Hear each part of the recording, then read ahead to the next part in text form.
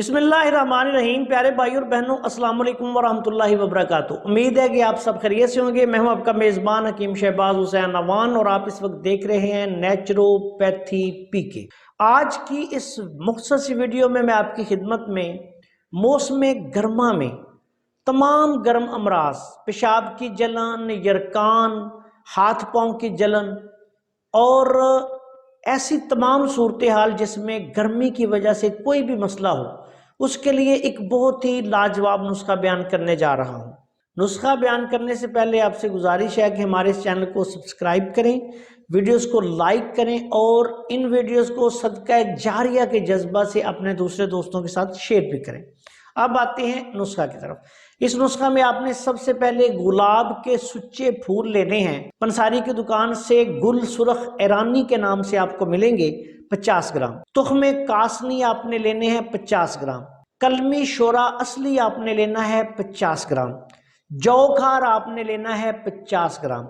इन चार चीजों को साफ करके बारीक पीस के किसी डब्बा में महफूज रखें। आधी चम्मच दवाई दिन में 3 दफा खाना खाने के बाद पानी के साथ इस्तेमाल करें।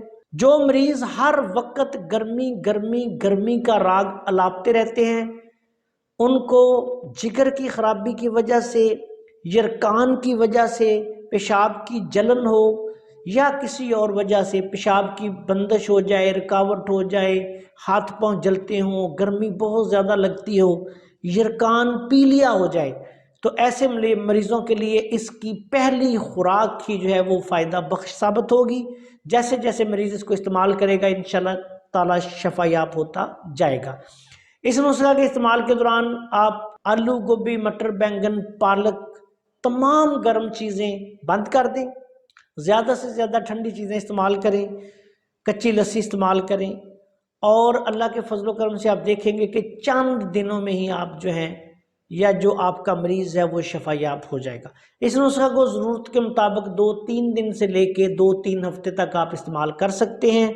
इंशाअल्लाह ताला जो भी ये नुस्खा इस्तेमाल करेगा हमें दुआ देगा। अस्सलाम वालेकुम वरहमतुल्लाहि वबरकातुहू।